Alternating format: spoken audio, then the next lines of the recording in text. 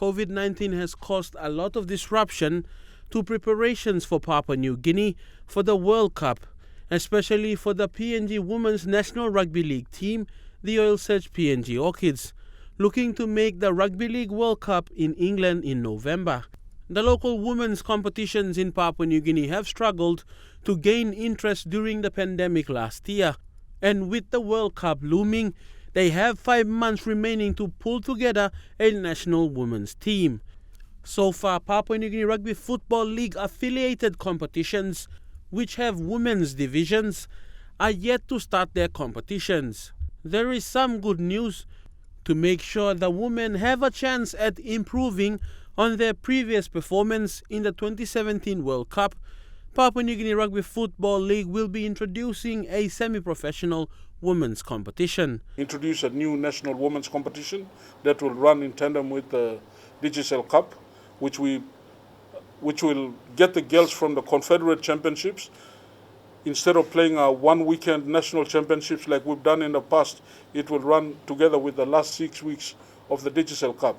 So at that level, we're hoping that our elite girls in the country can compete at the domestic level, that can prepare our elite coaching staff and team to identify the cream of the 22 or 23 girls that will represent the country to, better the ranking of fourth going into the 2021 Rugby League World Cup. So there are some players based overseas, but most of the women are likely to be homegrown. Not only is the team preparing for the World Cup, but PNG RFL wants to use the Orchids brand to drive positive key social messaging. Whilst we look at Orchids at the international level, we're also mindful that the two representation of the girls and the numbers are in our domestic front. And that's where Chairman said a bit that we wanted to do a bit of domestic competition to get the girls engaged. Issues going on with girls and mothers, and we want to advocate for that. We want to stand out and come out with some key messages that we'll be working closely with Okara on through social media and other means, making back page, front page, issues affecting women and men.